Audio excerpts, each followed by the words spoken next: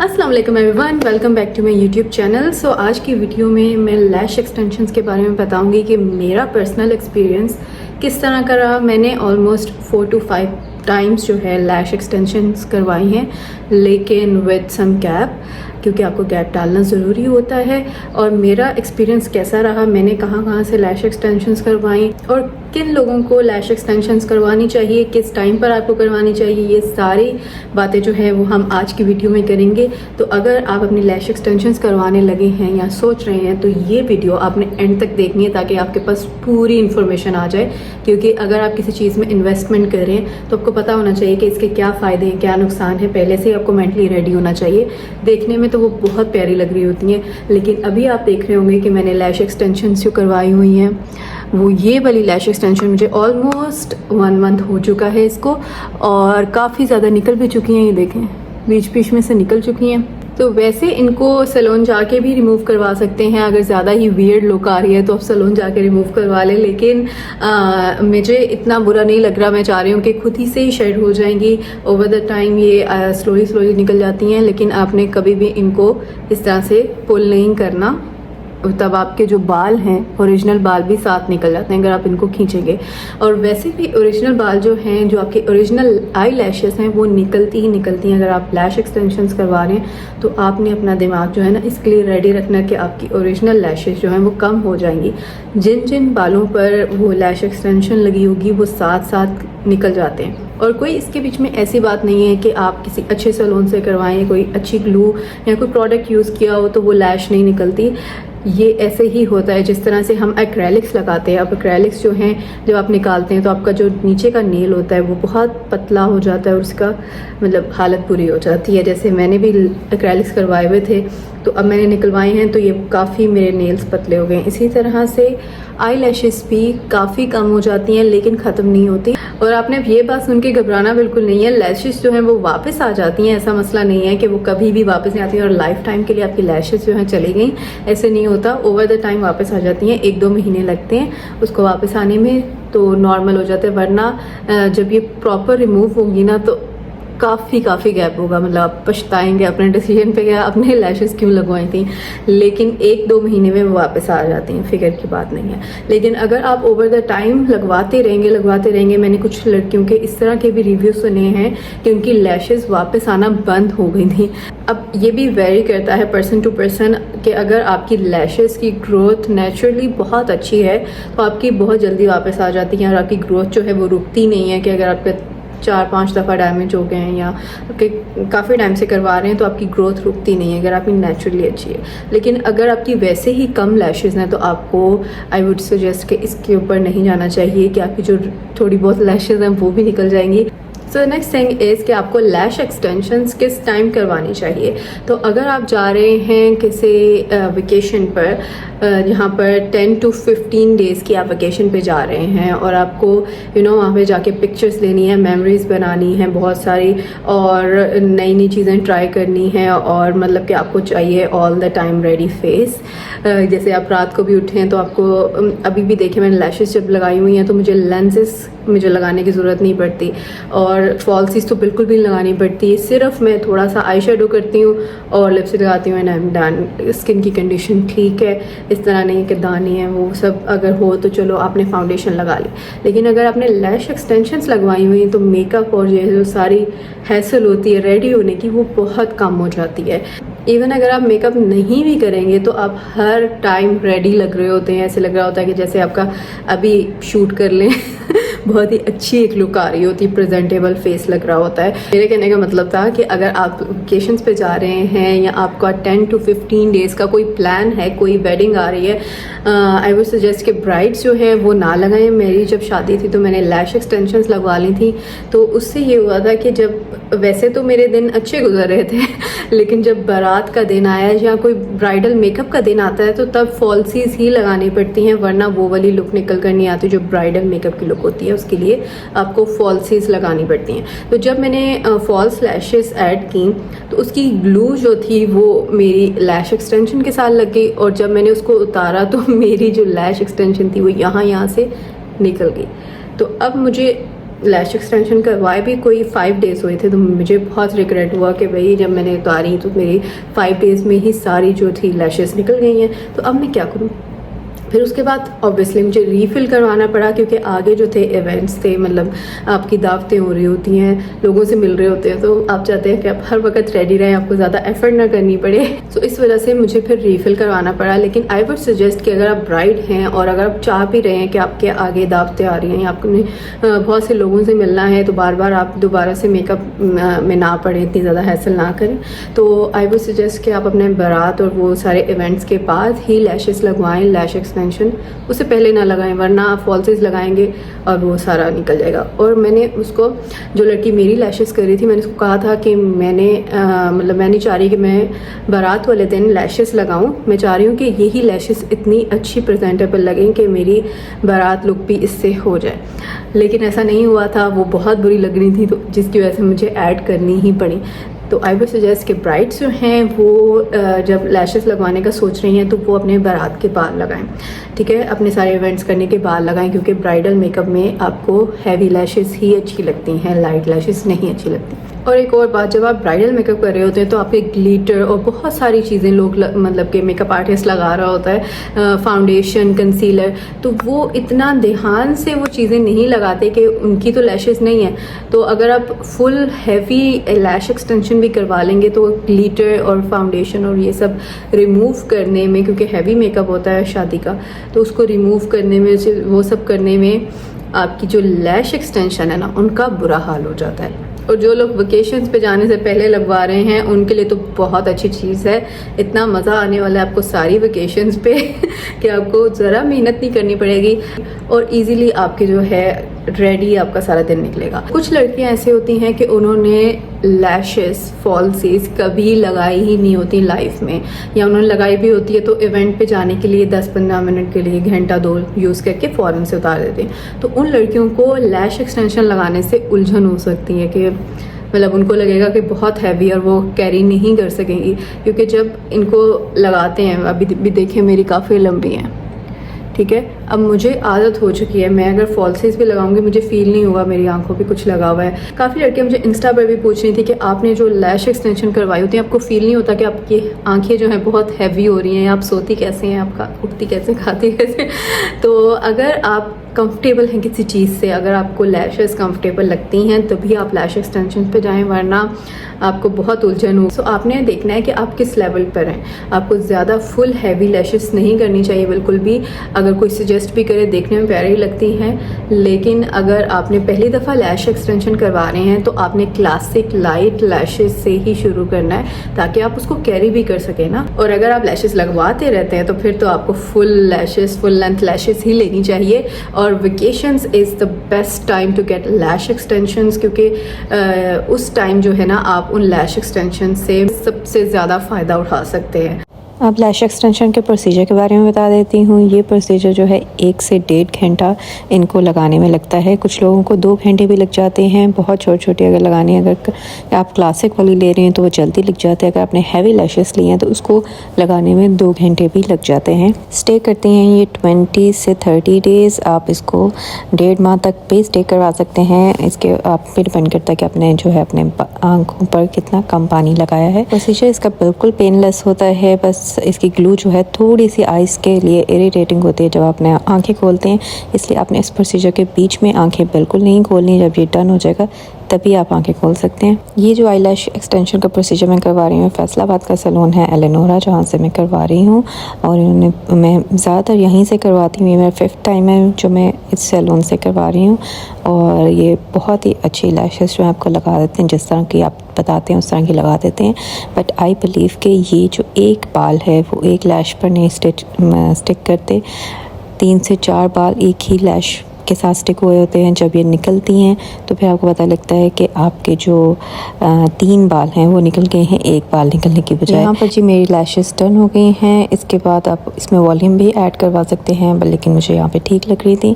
यहाँ पर जी मेरा वो जो डिज़ास्टर था, जो मैंने लैशेस, ब्राइडल लैशेस फॉल्सीज लगा कर उतारी थी, वो डिज़ास्टर यहाँ पर हो चुका है। और उसका रीफ़िल मैंने करवाया था कराची का एक नेल बार बाय जेनेसिस जगह है, वहाँ से। वहाँ पर लैश लैशेस भी होती हैं।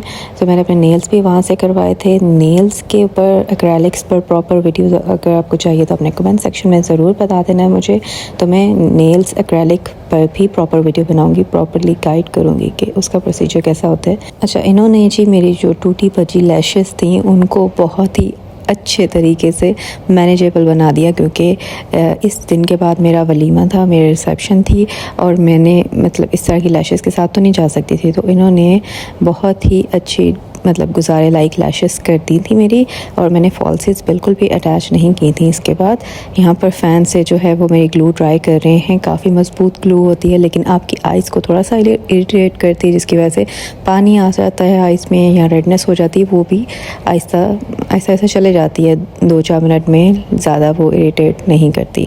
अच्छा, यहाँ पे मेरी लैशेस टर्न हो गई हैं। This is how it looks like. बहुत ही खूबसूरत लग रही थी लैशेस, और ये वाली जो लैशेस जो थी ना मैंने यहाँ से जो करवाई ये बहुत ज़्यादा देर स्टे की थी। अच्छा, इसके अलावा आप मेरे लिप्स पर ये निशान देख रहे होंगे, इसकी भी एक बहुत लंबी कहानी है जो कि मैं आपको नेक्स्ट वीडियो में बताऊंगी।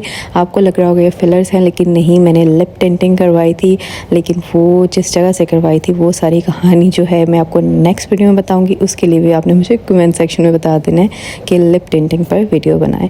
अच्छा, इसके बाद ये लैशेस को उतारने का तरीका मैं यहाँ पर बता रही हूँ कि अगर आपकी एक ही लैश एक्सटेंशन रह गई है आइज़ पर और आप उसको रिमूव करना चाहते हैं क्योंकि बहुत वियर्ड लगती हैं, तो आपने ऑयल लगाकर सो जाना है। कोई भी ऑयल आप लगा लें, कैस्टर ऑयल लगा लें, कोकोनट ऑयल अपनी लैशेस पे लगा लें। फिर आपने वैसलीन लेनी है सुबह और उसको इस मोशन में अच्छे से आपने मसाज करनी है ताकि लैश ग्लू जो ग्लू है वो अच्छे से कोट हो जाए वैसलीन से, और उसके बाद आपकी लैशेस निकल जाएगी। यहाँ से मैंने अपनी लैशेस निकाल ली हैं दूसरी आंख से, और आप देख सकते हैं कि बाल जो है वो बहुत कम रह गए हैं। मेरे ओरिजिनल लैशेस बहुत कम हो गई हैं क्योंकि आपकी जो लैश एक्सटेंशन है उसके साथ ओरिजिनल लैशेस में निकलती हैं। यहाँ जी जो मेरा आखिरी बाल फंसा हुआ था मेरी आंख के साथ वो भी निकल गया है, आप देख सकते हैं। लेकिन इस बाल के साथ जो इस वजह से फंसा हुआ था क्योंकि इसके साथ 5-6 बाल अटैच थे।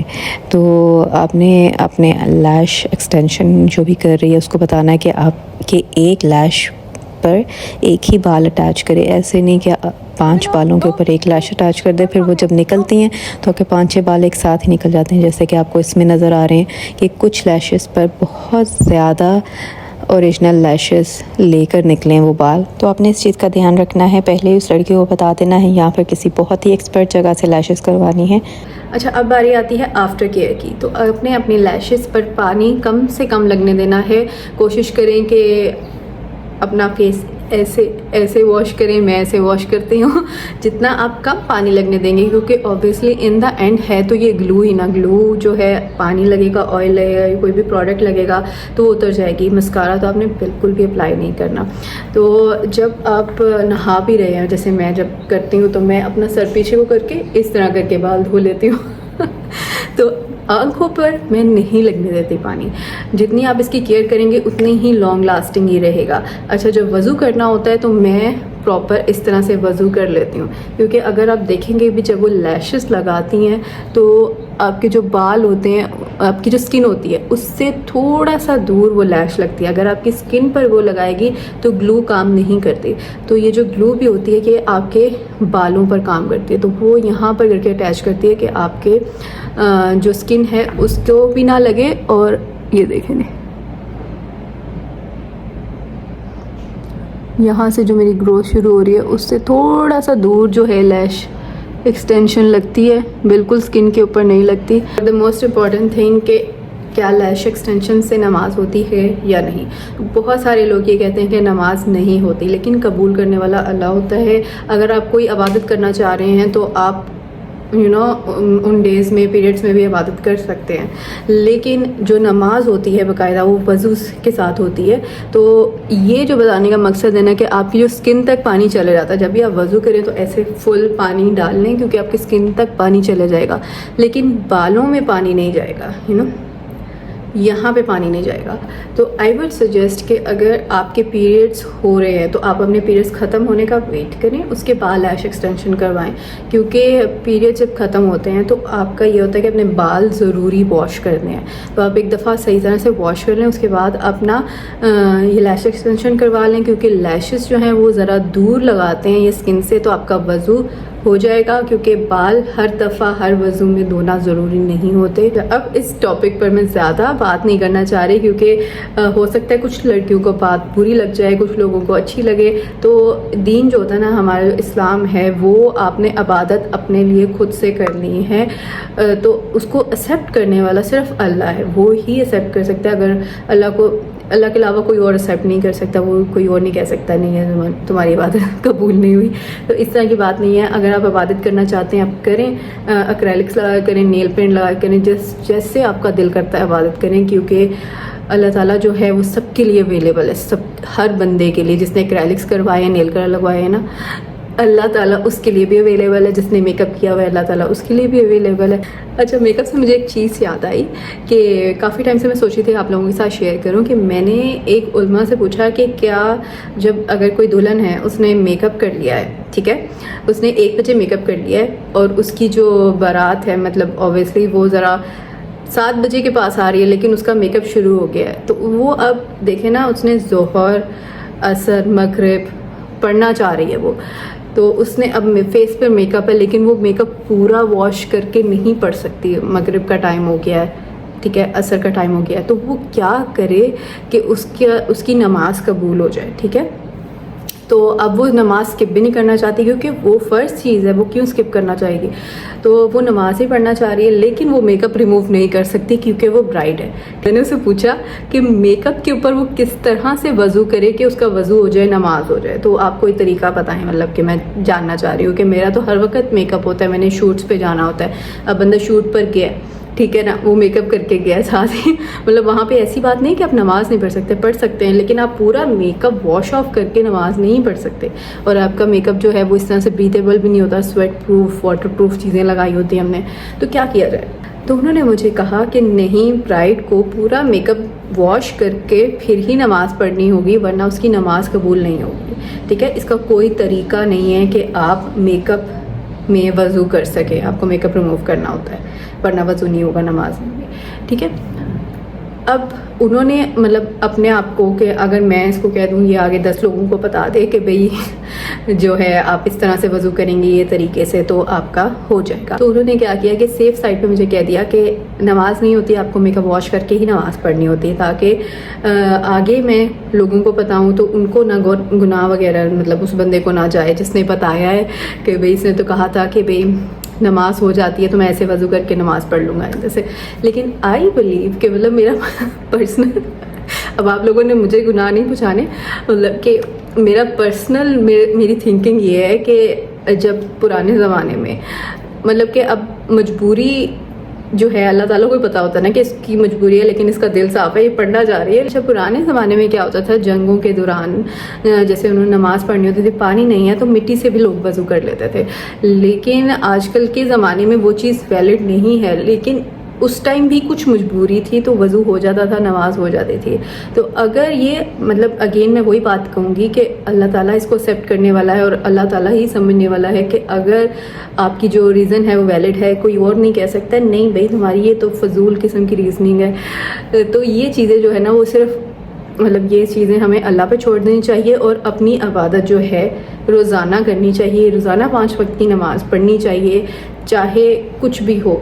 तो यहीं पे वीडियो ख़त्म करते हैं, वीडियो हो रही है बहुत ज़्यादा लंबी और बातें कहाँ की कहाँ जा रही हैं इस वीडियो पे अल्लाह करे कम क्रिटिसिज्म आए, ज़्यादा अपने इस बातों को सीरियस नहीं लेना। जो लोग समझना चाहते हैं वो समझ जाते हैं। जो आई होप आप सब जो हैं वो मेरा पॉइंट ऑफ व्यू समझ गए होंगे कि मैं किस पॉइंट ऑफ व्यू से बात कर रही हूँ, और उस पर अगर आप कुछ सजेस्ट करना चाह रहे हैं तो मुझे कमेंट सेक्शन में बता सकते हैं कि आप लोग क्या करते हैं कि अगर आपने जैसे ब्राइडल मेकअप किया हुआ, अगर नहीं ब्राइडल मेकअप किया हुआ, जिन्होंने वैसे किसी इवेंट पर जा रहे हैं वो भी नहीं रिमूव कर सकते, किसी शादी पर जा रहे हैं, तो आप लोग किस तरह से नमाज पढ़ते हैं और किस तरह से वज़ू करते हैं, क्योंकि इसकी कोई ना कोई होनी चाहिए मतलब कि कुछ मैं नहीं चाह रही कि नमाज जो है ना कभी भी कॉम्प्रोमाइज़ हो कि आपने ये किया हुआ है तो चलो नमाज नहीं पढ़ते, क्योंकि ये सारे बहाने भी शैतान ने ही हमारे दिमाग में डालने होते हैं। कई दफ़ा मैं सोच रही होती हूँ कि अच्छा मैं नेल पेंट लगाए ना रहने दो, आज नहीं मैं उठती, आज मैं नमाज नहीं पढ़ती, लेकिन फिर मुझे ख्याल आता है कि भाई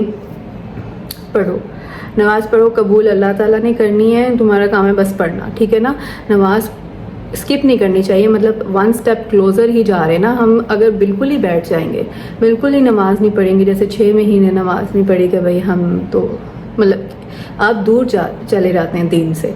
तो आप जितना पास जाएं, मतलब कि जितनी कोशिश करें नमाज पढ़ने की और इबादत करने की, उतनी ही अच्छी बात है, ठीक है, ये बुरी बात नहीं है। तो that's all for today's video. अगर आपको वीडियो पसंद आई है तो इसको लाइक करें, अगर आपको इसमें कुछ बातें बुरी लगी हैं तो उसको इग्नोर करें, ठीक है। एंड मेरे चैनल को सब्सक्राइब करना मत भूलिएगा। And I will see you guys in my next video really soon. Till then take care, bye bye.